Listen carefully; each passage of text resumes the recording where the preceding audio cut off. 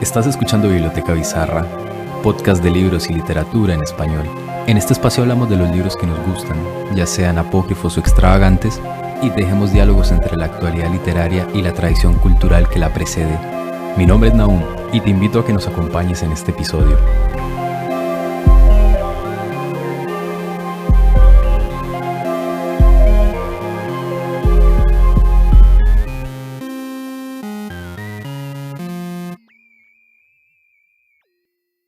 En este nuevo episodio de Biblioteca Bizarra hablaremos de alguien que siempre está presente pero que en ocasiones lo tomamos muy a la ligera. Este es Jorge Luis Borges. Ahora bien, la idea de volver sobre Borges, un tema infinito y laberíntico, es hacerlo con la voz de un experto, que además nos hablará acerca de un tópico transversal en la obra del argentino, que sin embargo no es de los más referenciados, esto es la relación entre Borges y el cristianismo. Para ello tengo el gusto de invitar a Lucas Adurnóbile, profesor de la Universidad de Buenos Aires, doctor en letras, aunque pudiéramos decir doctor en Borges porque su tesis se titula Borges y el cristianismo. Lucas, un gusto tenerte acá y gracias por aceptar nuestra invitación. Un gusto para mí y muchas gracias a vos por invitarme. Siempre es lindo poder hablar de lo que a uno lo apasiona. Además, qué bueno poder desarrollar pasiones de ese estilo.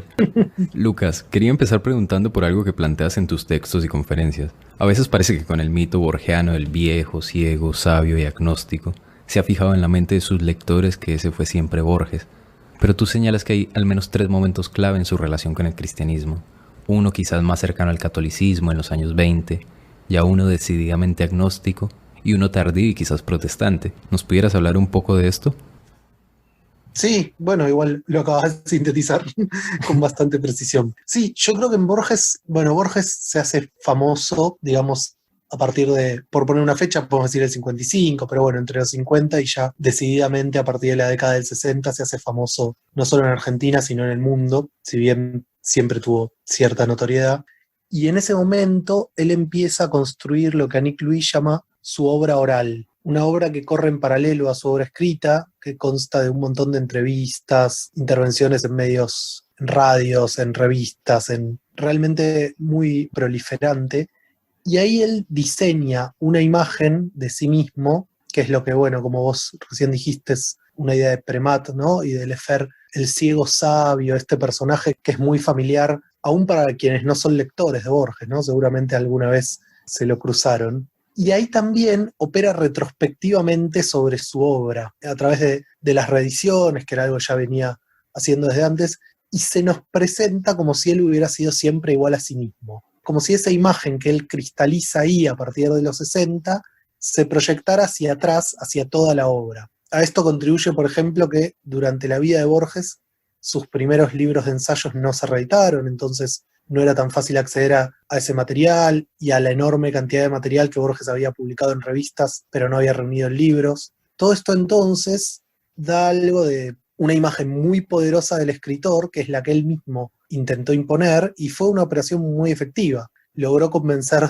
durante mucho tiempo a lectores e incluso a críticos inteligentes de que él había sido siempre así, ¿no? Un agnóstico o escéptico que solamente se preocupaba por cuestiones metafísicas y filosóficas y no le interesaba demasiado el contexto sociopolítico de Argentina y demás. Pero cuando uno va a revisar los textos, que es, bueno, algo que yo siempre lo menciono a Nick porque para mí en eso sus trabajos fueron muy iluminadores, ¿no? Hay que ir a ver las primeras ediciones de Borges, bueno, también Daniel Balderston, Jorge Panesi, hay toda una renovación de la crítica borgiana en la década del 90 que apunta a esto, bueno, vayamos a leer de nuevo las primeras ediciones de los textos de Borges, esos textos situarlos en el contexto en el que fueron publicados, y ahí uno encuentra muchas veces cosas muy distintas a las que uno encuentra si solamente va al Borges de las obras completas, que es el Borges que él quiso de alguna manera construir. No digo que esté mal leer ese Borges, por supuesto, y probablemente a nivel estético sea el más extraordinario, pero bueno, es interesante ir a leerlo, ¿no? En esas primeras revistas de vanguardia de los 20 o en las publicaciones en las revistas de la década del 30 y demás. En esa revisión uno va a esos ensayos y encuentra, por ejemplo, quiero decir, si uno lee al Borges de los años 20, tratando de poner entre paréntesis todo lo que sabemos de lo que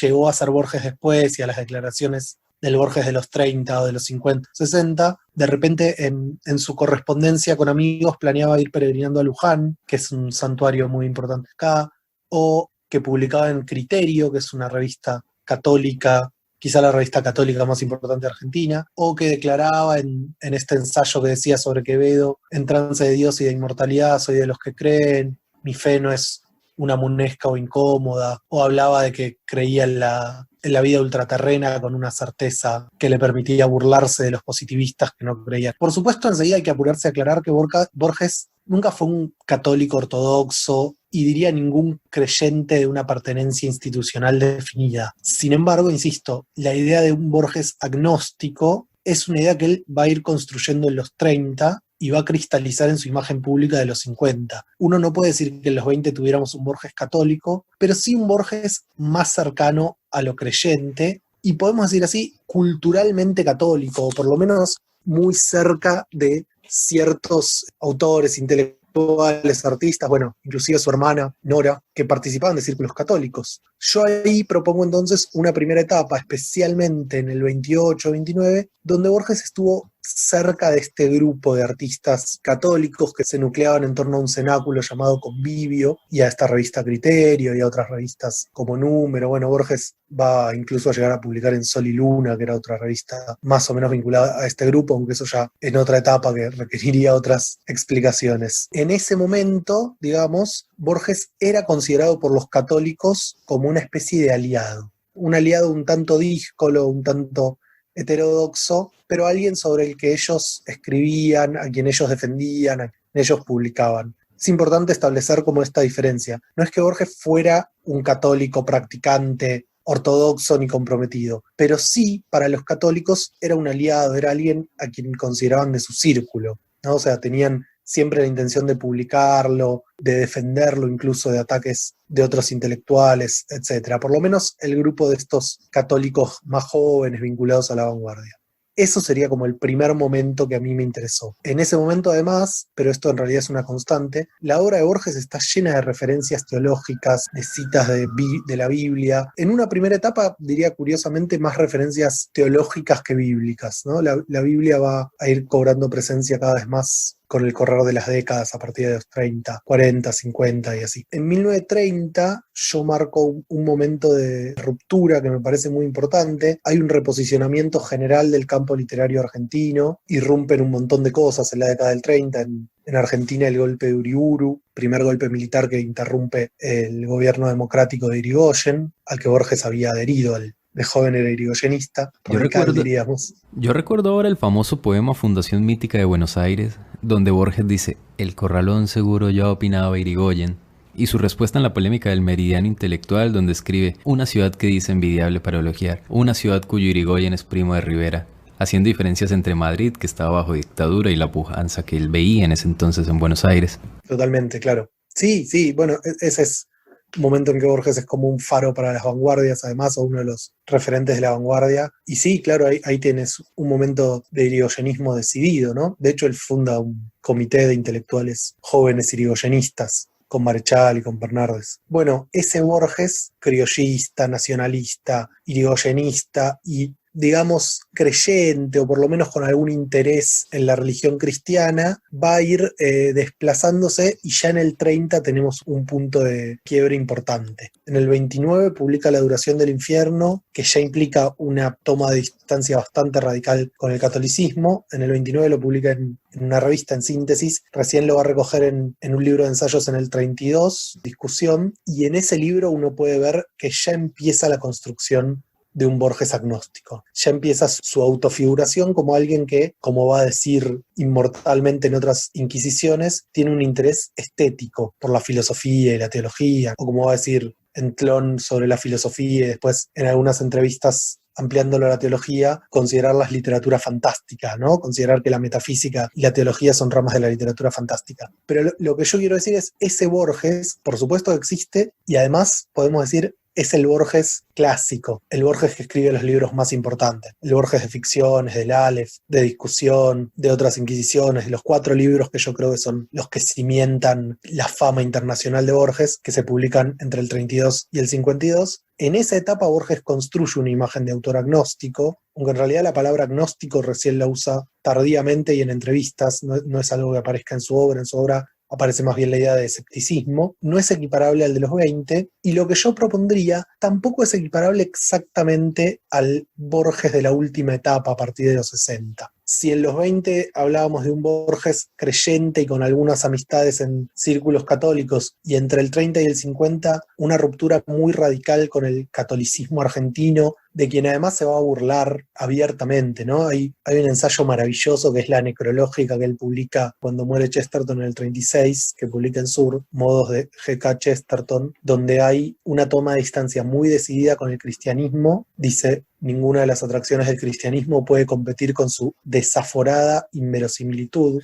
lapidario, ¿no? Eso es distanciarse de cualquier posicionamiento creyente, e incluso mucha hazaña con los católicos argentinos, a los que va a referirse como petulantes y autoritarios, contrastándolos con Chesterton, a quien él consideraba un católico liberal y por lo tanto, digamos, más simpático. Esto tiene que ver con cosas que sería largo explicar, sobre todo en el lugar que el catolicismo va a empezar a jugar políticamente en la Argentina. Porque una cosa era simpatizar con los católicos en los 20, cuando eran todavía, digamos, un grupo de pretensiones más bien culturales, y otra cosa ya cuando en el 30 este grupo empieza cada vez... a ser un poco antisemita ya.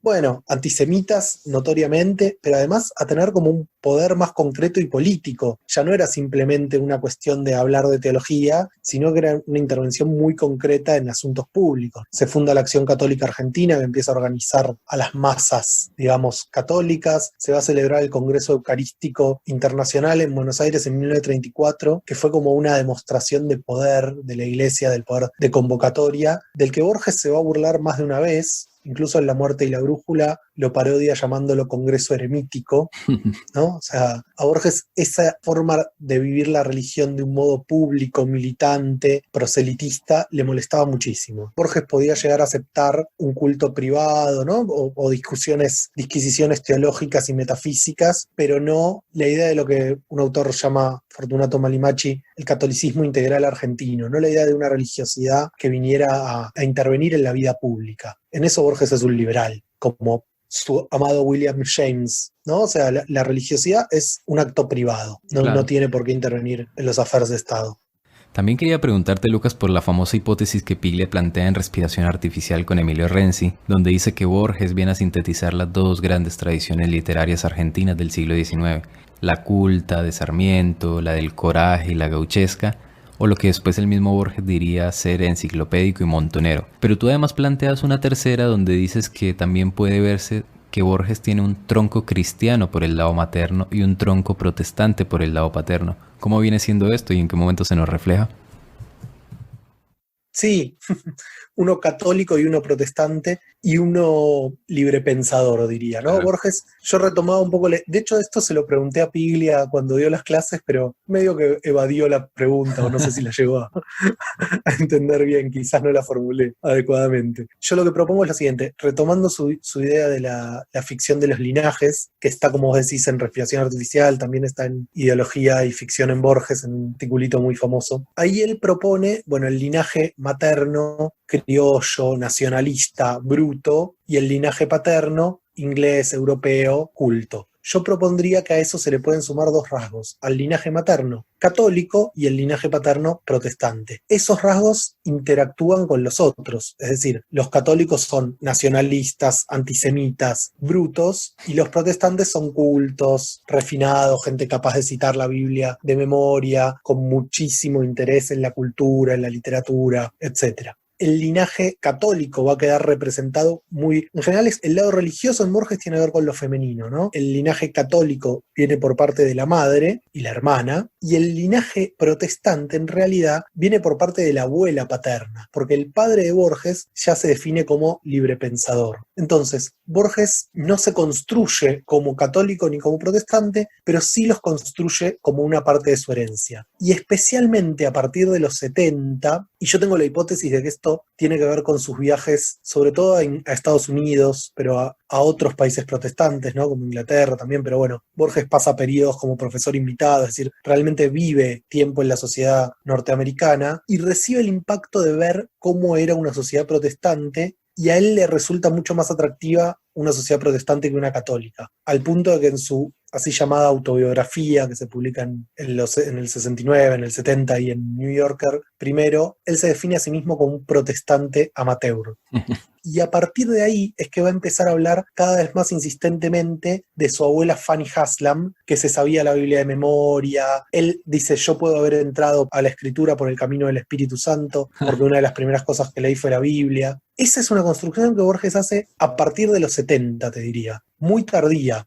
Esta simpatía protestante que va a tener que ver con un rasgo fundamental del protestantismo, que es lo que se llama bibliocentrismo. A Borges le gusta que el protestantismo es una religión bíblica, o por lo menos la forma de protestantismo que a él le interesan, que el centro está en el texto bíblico, a diferencia del catolicismo, donde por lo menos hasta muy avanzado el siglo XX, la lectura directa de la Biblia, quiero decir, era casi sospechosa, ¿no? Pensemos que las traducciones de la Biblia al castellano o a las lenguas vulgares las hacen primero los protestantes, ¿no? En el catolicismo hasta el Concilio Vaticano II se seguía leyendo la Biblia en latín, básicamente, en la liturgia. Entonces, esta idea de un Borges que no solo articula en sí lo criollo y lo europeo, lo bárbaro y lo culto, sino también lo católico y lo protestante, y una tercera pata que es el libre pensador, para mí funciona muy bien, así como Piglia lee su hipótesis en el sur, yo creo que podría leerse esta ampliación de la hipótesis en un cuento del 70 que es el Evangelio según Marcos, donde tenemos un personaje que se define como librepensador,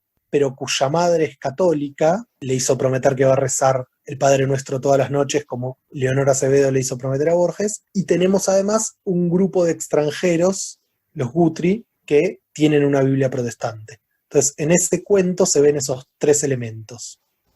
Un relato en esta misma estela, Tres versiones de Judas, que es uno de los más conocidos de Borges, permite plantear esto que apuntabas a partir de Giorgio Agamben, de volver el relato bíblico al dominio de los hombres, que era muy distante, como tú señalabas, en una religión en la que la lectura de la Biblia guardaba un aspecto cuando menos sospechoso. Pero Borges lo retoma como una excusa ficcional y a partir de allí, incluso en la literatura argentina, empiezan a surgir diversos textos literarios que se refieren al hecho bíblico en una forma desacralizadora y pecaminosa, si podemos llamarla así. Claro, el término de Agamben que está bueno para mí es profanatoria. Profanatoria. ¿No? Él dice como restituir al libre uso de los hombres lo que la religión había como separado hacia la esfera de lo sagrado. A mí me parece que eso es una operación muy interesante de Borges y que tiene que ver con su filiación protestante en partes y este interés por el texto bíblico, más allá de tradición y del magisterio de la Iglesia, el texto bíblico, digamos, la libre interpretación o la interpretación individual del texto bíblico, pero también tiene que ver con esta construcción de un posicionamiento escéptico o agnóstico. En esas tres versiones de Judas es un ejemplo extraordinario de lo que puede ser tomar el texto bíblico, la letra del texto bíblico, y a partir de eso construir hipótesis. En un momento él dice, bueno, aceptar que la traición de Judas fue por 30 monedas es resignarse al móvil más pobre. Leerlo en términos de móvil es casi leerlo como una novela policial. Bueno, no puede ser, tiene coartada, no tiene coartada. Yo lo que proponía es, en general, yo traté de leer un poco qué hacían los contemporáneos católicos de Borges. En general, los contemporáneos católicos de Borges no trabajan como trabaja él con el texto bíblico, ¿no? Si uno lee Tres versiones de Judas, está lleno de citas bíblicas, literalmente. Los contemporáneos católicos de Borges en general trabajaban, en todo caso, o con referencias más teológicas, como pasa en Marechal muchísimo, o con referencias a episodios en todo caso, pero no tanto con el texto de la Biblia, sino más bien parábolas de Jesús que eran renarradas. Eso por el lado de los católicos. Y por el lado de los liberales, si bien hay un interés en los textos bíblicos en algunas personas cercanas a Borges, como Bianco o Bioy, en general, por el lado de los liberales, pareciera que la Biblia no es un texto interesante, es un mito que debe ser superado, destruido. Entonces en esto Borges también construye como una tercera posición. Bueno, yo no creo en esto, pero me interesa, parafraseando lo que él dice en otro lugar, ¿no? O sea, él no necesariamente cree en la Biblia en tanto libro sagrado, pero le resulta interesante como literatura. Y a partir de ahí escribe. Escribir a partir de la Biblia y no escribir textos ni catequísticos, digamos, ni textos que intenten convencer a alguien, pero tampoco textos que intenten refutarla, ¿no? Tampoco textos, digamos, militantemente ateos, sino un trabajo estético con la Biblia.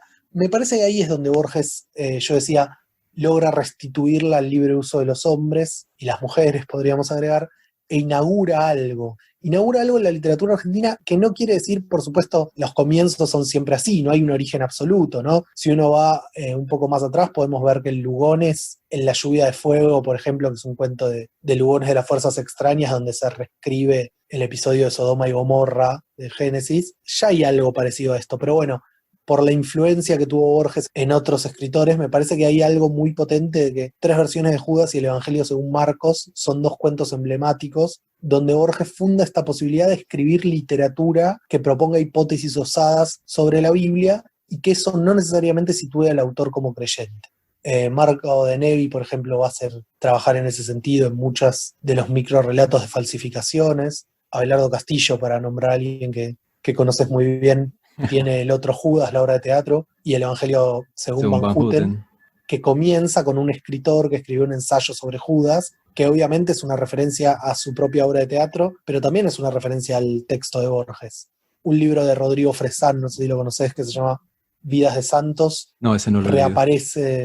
Reaparece el personaje del Evangelio según Marcos y aparece un Jesús con anteojos negros, ¿no? Hay muchos guiños en ese sentido. Borges, creo yo, nos permitió a los argentinos leer la Biblia sin necesidad de ser creyentes. No es, por supuesto, es algo difícil de argumentar, por supuesto que no fue solo Borges, pero un escritor, siempre me resultó muy insólito esto. No sé si conoces a Sándor Márai. Sí, claro. En su diario, el día que muere Borges, o en un día ahí cercano, en junio del 86, escribe: ha muerto Jorge Luis Borges, qué sé yo, escritor, el único capaz de encontrar en el argentino al hombre religioso, ¿no? Y siempre me llamó mucho la atención, ¿qué habrá leído Sándor Márai en Borges para pensar que encontró algo de eso? Yo creo que tiene que ver con esto, ¿no? Con una libertad. Bueno, uno puede decir que, así como el escritor argentino y la tradición, liberarnos de cierta idea de qué debería ser la literatura argentina, y esta idea de la irreverencia que plantea ahí, ¿no? Podemos tratar todos los temas con absoluta irreverencia. Me parece que hace algo parecido con lo religioso y con los libros sagrados. El judeocristianismo es lo que tiene más cerca, pero también con el islam, también con el budismo, ¿no? La idea de que esto realmente lo restituye al libre uso de escritores y escritoras, ¿no? Cualquiera puede escribir sobre eso. Insisto, no creo que sea solo Borges, pero hoy yo leo a Gabriela Cabezón Cámara, a Leo Yola, que también trabajan con la Biblia o con referencias a santos, y a nadie se les va a ocurrir por eso pensar que son autores creyentes o militantemente cristianos. Creo que hay algo en eso que Borges logró una autonomía de la literatura, como en tantos aspectos. Se puede escribir un cuento sobre la Biblia y no ser un creyente. Aprovechando que lo mencionabas, bueno, Lucas está adelantando una investigación para el CONICET, que es el Consejo Nacional de Investigaciones Científicas, sobre reescrituras bíblicas en la narrativa argentina contemporánea, y pues yo no podía dejar pasar la oportunidad de preguntarle por Abelardo Castillo y el Evangelio según Van Houten, que es una de las grandes novelas en español, pero que resulta poco conocida fuera de Argentina. De hecho, acá en Colombia es muy difícil conseguir libros de Castillo. Pero ¿qué lugar ocupa una novela como esa, Lucas, digamos excéntrica respecto de la literatura de los 90s, que estaba muy volcada al urbano o a la violencia? Bueno, qué pregunta compleja y para pensar cosas.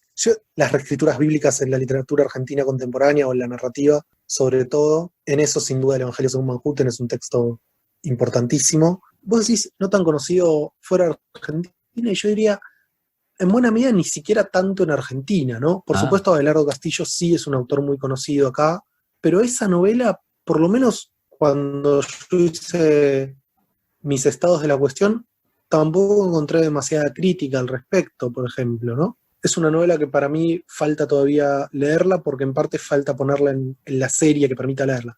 Yo creo que se me ocurren 2 o 3 entradas, ¿no? Una, como ya decíamos, es Borges. Esa novela de Abelardo Castillo sería impensable sin Borges atrás, y creo que el guiño a alguien que escribió sobre Judas, que el protagonista haya escrito sobre Judas, es una especie de homenaje a eso también. Me parece que además tiene que ver con inquietudes del propio y fructífera, diría, con la religión, ¿no? Y una búsqueda y un interés que ha quedado documentado en entrevistas y que puede leerse incluso en sus diarios, me parece.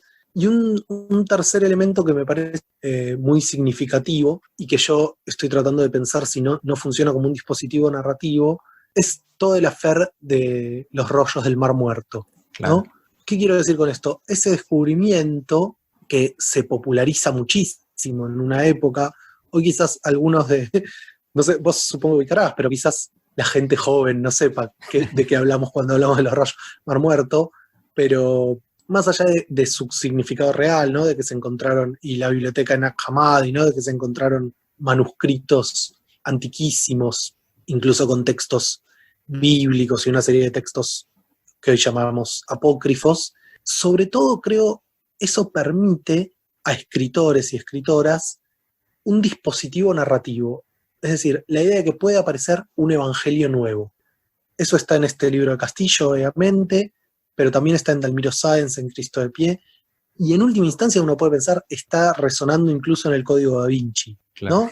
Se populariza esta idea de, bueno, y si de repente aparece un evangelio que cuenta otra versión de la historia.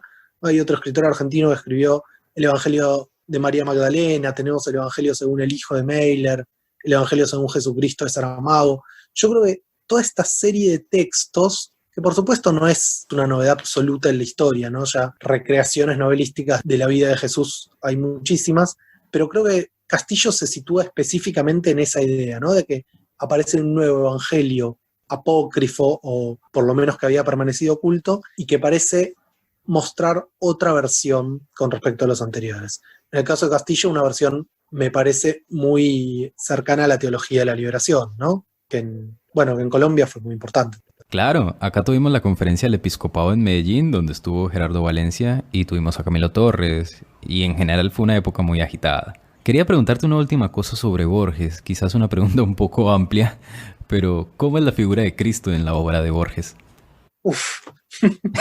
Sí, es una pregunta muy amplia. Una vez escribí un ensayito sobre eso, que creo que lo mejor es el título, que es de Borges, no mío, por supuesto, que es Un Dios despedazado y disperso. Así lo llaman en Paradiso 31. Yo diría lo siguiente, a ver, para empezar, la figura de Jesús atraviesa toda la obra de Borges. Está en los primeros poemas, que probablemente le venga de los expresionistas, están llenos de crucifixiones y que aparecen algunos cristos, ¿no? La noche que en el sur lo velaron, tiene los ojos, se nos está muriendo en lo alto como Jesús. Va a atravesar el periodo clásico con un centro, por supuesto, en 3 versiones de Judas, pero también en tema del traidor y del héroe, que yo creo que es un cuento sobre Jesús.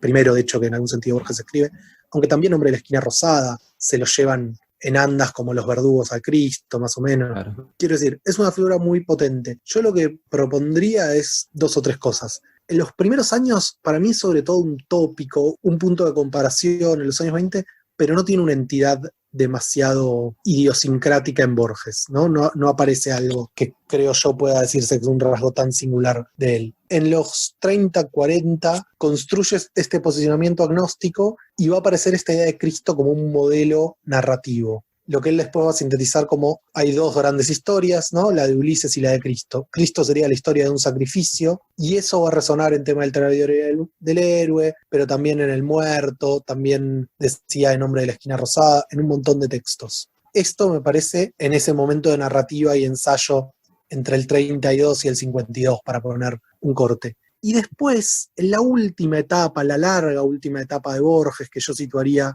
desde el Hacedor hasta Los Conjurados, digamos, esos últimos 20, 25 años, me parece que la figura de Jesús va a adquirir cada vez más un lugar relevante en la poesía, que es lo que yo llamaría una cercanía emotiva. Es una figura que interpela. Interpela, por un lado, intelectualmente, con una cuestión teológica central para el cristianismo y creo yo central para Borges, que es la encarnación. Es la pregunta por de qué modo lo infinito puede entrar en lo finito. ¿De qué modo la totalidad puede entrar en el fragmento? Que es la pregunta del Aleph, sin duda, ¿no? Cómo describir un conjunto infinito con el lenguaje finito. Es la pregunta de la escritura del Dios, pero también es la pregunta del poema Juan 1.14. ¿Qué quiere decir que Dios se hace hombre? Eso es una pregunta, yo diría, intelectual, que a Borges, o un problema incluso estético, teológico, que a Borges lo convoca mucho. Pero también aparece la idea de la cruz, de la muerte, de qué significa esa muerte de Cristo, que es un tema que a Borges parece convocar desde una cercanía emotiva. No quiero acá decir religiosa ni creyente, pero sí hay una pregunta dramática que se formula magistralmente en Cristo en la cruz. ¿de qué puede servirme que aquel hombre haya sufrido si yo sufro hoy? En general, se suele leer esa pregunta como una pregunta retórica que sería traducible en no me sirve de nada. Muchos críticos lo leen así.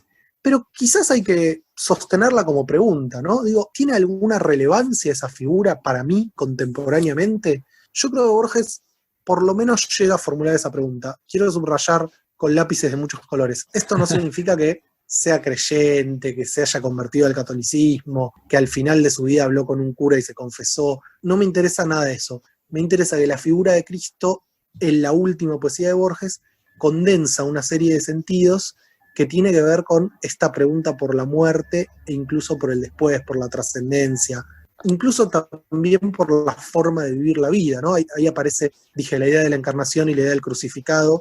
Habría que sumar una tercera versión de Jesús, que es el maestro, el poeta de las parábolas, ¿no? El que tiene una ética del perdón capaz de anular el pasado, el que dijo, perdónalos porque no saben lo que hacen y la historia no va a dejar que mueran esas palabras. Toda esta doctrina del perdón también aparece interrogada. Hay como una especie de cercanía más emotiva a la figura de Jesús en esos últimos libros de poemas, sobre todo.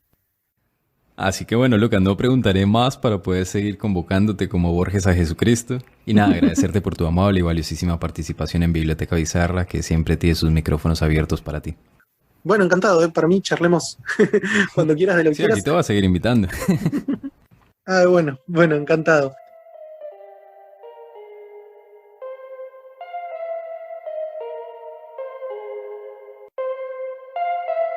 Te invitamos a seguir a Biblioteca Bizarra en sus plataformas, dejar tus comentarios y compartir este episodio. Nuestra portada y música son obra de dos mentes geniales, la artista María José Porras y el músico Joseph Paternina. No olvides seguirles. Hasta la próxima.